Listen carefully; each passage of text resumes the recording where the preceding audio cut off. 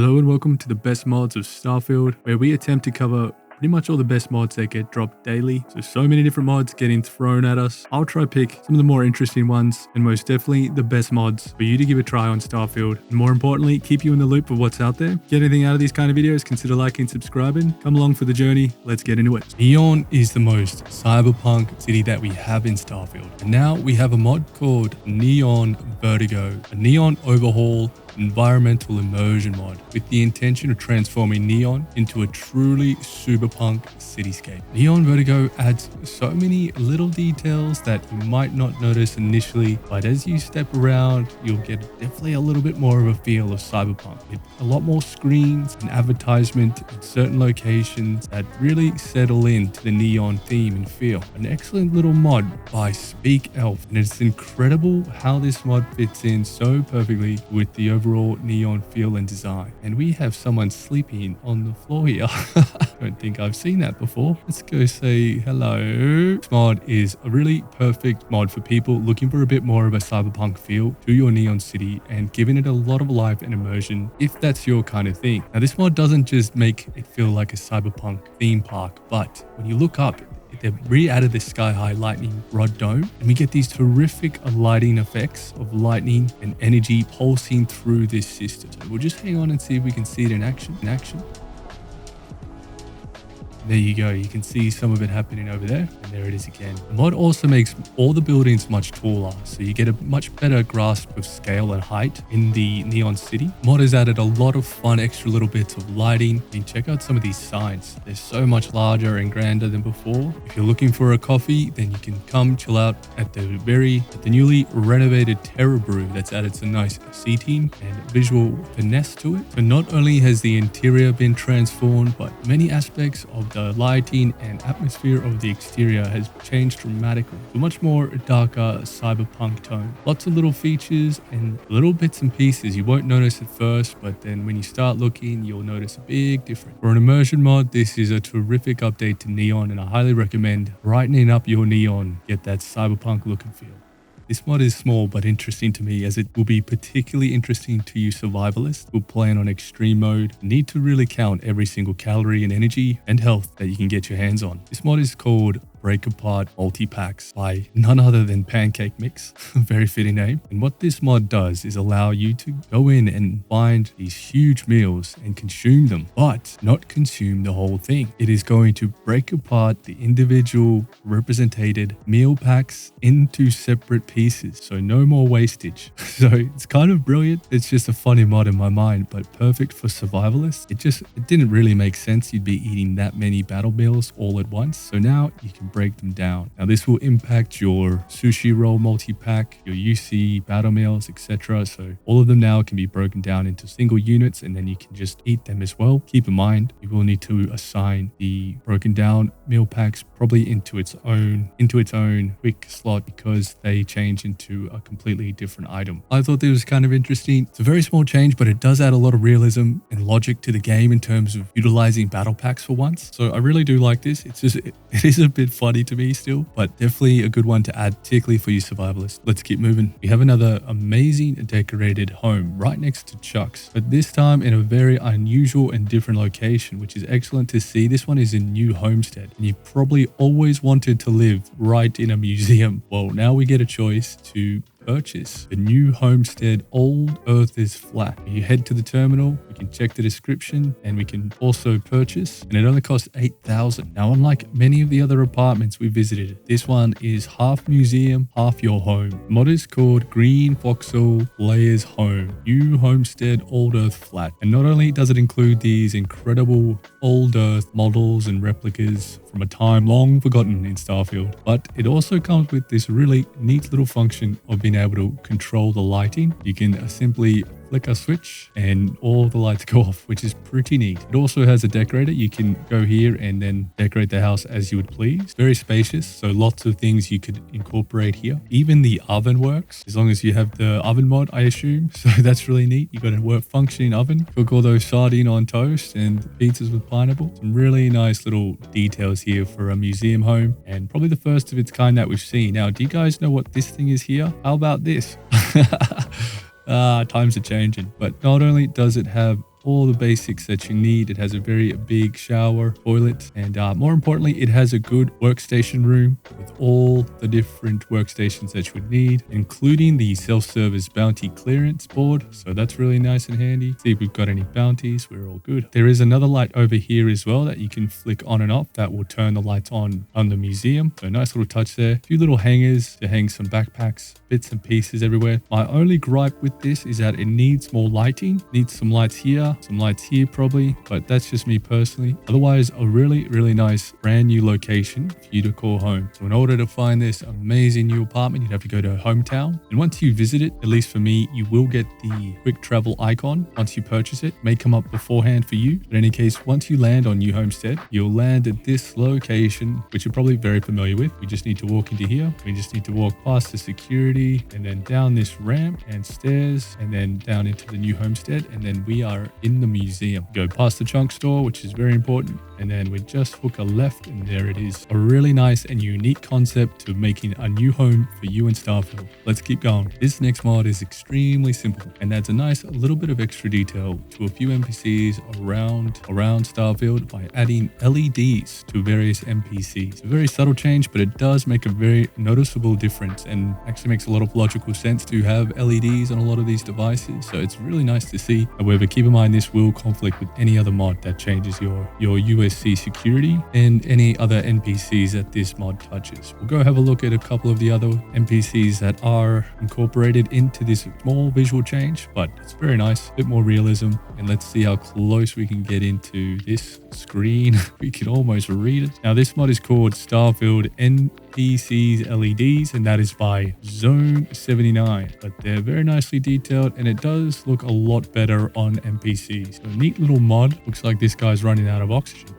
For this next mod, we are heading to the UC Distribution Center, where you will be introduced to a mod called Dread Pirate Purchase Order. And these little bad boys, however small, represent an amazing abundance of various materials that you can now carry on you. For instance, let's purchase the Mercury Purchase Order, Palladium, Tetrafluorides. You don't have a waitlist mod on. You'll notice that these take absolutely no match. So how do we turn these slates into the resources we purchased?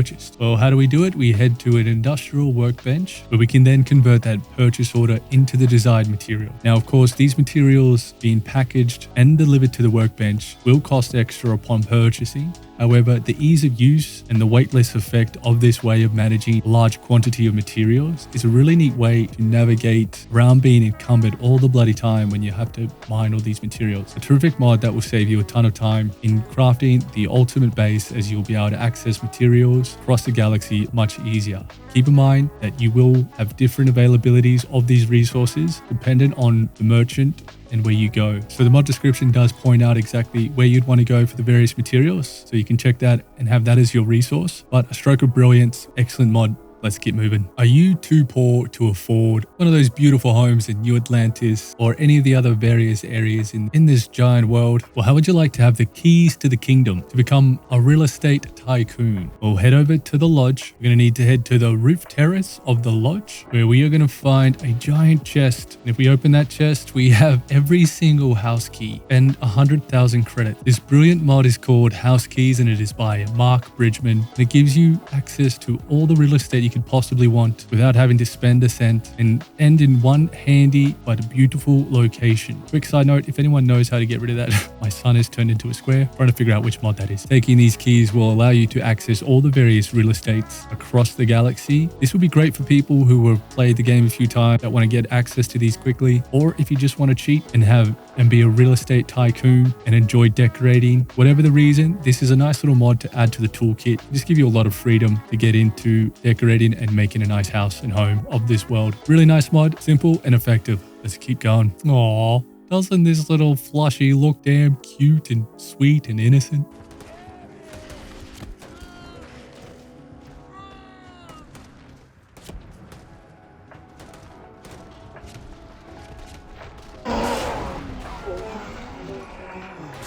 Well, looks can be deceiving because this mod adds a plushy grenade that does some devastating damage, area of effect madness. However cute it may look, it will deal a punishing blow to your foes. With an incredible amount of damage, it will not disappoint. A really good gift to possibly give to Sarah when she's been annoying. The mod is called Sparkle Bomb and it is by Neo Harry. It's from an anime called Honkai Star Rail. An anime I haven't seen. Let me know if it's good. Is it worth watching? And I think this plushie is called Mrs. Sparkle. And all it does is just replace the frag grenade and the frag mine into this innocent looking plushie. So here is the grenade that we can throw and it looks so funny throwing a plushie. And then we do have the mine, which is neat. So we can throw that on the ground and it will sit there looking all innocent and cute, but oh, it is deadly. We can give people gifts all day long now. Really cool little mod. Nice little fun mod to add a refreshing hint to your grenades and how you play the game with some plushy bombs. And that is the Sparkle Bomb by Nero Harry. This next mod is called Cloaking Shield Equipment by Keith V. Smith. It says it's for Xbox and PC. And what it does is it adds a new perk called Ship Cloaking and allows us to build a component to add to our ship that will give the same sort of stealth as you would see on your Starborn. However, I'm not sure how this is going to work on Xbox, as it states in the Nexus version that you have to manually add the perk using console commands. So we will come back to this mod. However, I will just give you a demonstration of what it is like because I can manually activate this perk. Okay, so I've activated the perk. Let's go see if we can attach this cloaking device to our ship. If anyone has a better idea if this works on Xbox without a command, let me know. Okay, so here it is. We have the cloaking shield. Let's whack that on. And this is what it looks like. This is a component right here. And we can just sit it on top of the ship. Okay, it's saved. Let's go test this out. Yes, it does work. But it does have such a cool effect. So really nice. You can get the cloaking on any ship build now. And it works really, really well. So it's really nice. So anytime you accelerate, you will go into, when you boost, you will go into the stealth mode. Automatically activates and then you'll pop out. But the effect looks sensational. And this is going to be really neat to add to any ship in the galaxy. So really nice mod. However, I am a bit skeptical and I'm not so sure how this is going to work on Xbox. Let me know if you give this a try and if it works without a command. Hopefully it does. We'll probably touch back on this later if it is updated to properly support Xbox. But I suspect we'll get another cloaking mod soon enough anyway. Just wanted to include this one because it is really neat. And if you love your ships, this could be excellent to add. Next, we're going to look at the high frequency Murasama blade created by a liquid plasmid. This is another new entry into the melee weapons for Starfield on Xbox. And it is amazingly beautiful red blade that is extremely sharp and deadly in the right hands. Let's take a closer look at this blade as it is fantastic. And here it is, the Murasama. Now I believe this has its root in Metal Gear, and you can see the craftsmanship is incredible. Very sturdy, lovely detailed melee weapon to add to the collection. Murasama blade can be purchased from many of the shops throughout Starfield, so you shouldn't have too much of a problem getting it. It does appear to scale with your level, and with the right mods, it is a very, very strong weapon. With melee weapons becoming much more viable and stronger in Starfield, a new weapon like this could be just what you're looking for to spice your melee builds up and enjoy some really good slicing, smooth action. In the description of the mod, it mentions that if you can get to blade mod level 2, you will get a very potent upgrade for this weapon. And I have a mod that has a few extra options, but you can see here we have plenty of the standard options that you would find within the game without any extra mods. This being a basic version, this can get up to 386. Now, you could definitely get some really good legendary effects on this using that legendary mod, but anyway, plenty of options to choose from that really will make this weapon a beast. A really nice, well-designed sword. Definitely could consider adding this to your collection. Let's keep moving. This next mod might get your other pets a little bit jealous as we introduce Zyle's pet Crocodile, which is a very well-detailed creature that exists in many of the planets in Starfield, but it has been shrunken down so it's a little bit smaller and easier portable version, and it has 6 eyes to keep a watch on you, but it is a faithful, daring new pet you can add to your collection. Now, it doesn't take any crew slots, which is really nice. So very similar to the other pets, has no inventory. He will follow you, so you don't have to worry about giving commands or anything. If you want him to stop following you, you will have to uninstall install this mod. Otherwise, you're partnered for life and he will follow you into the depths of hell. Now, if you want to find him, you'll need to head to the lodge once you've downloaded the mod, and he should find you, so you won't have to do too much searching. For me, I just needed to travel to New Atlantis and he appeared for me, so you might not even need to go that far. Now, in the mod description, it mentions that he can get lost a little bit easier than normal. However, he's got some sharp teeth, so he is ready to attack,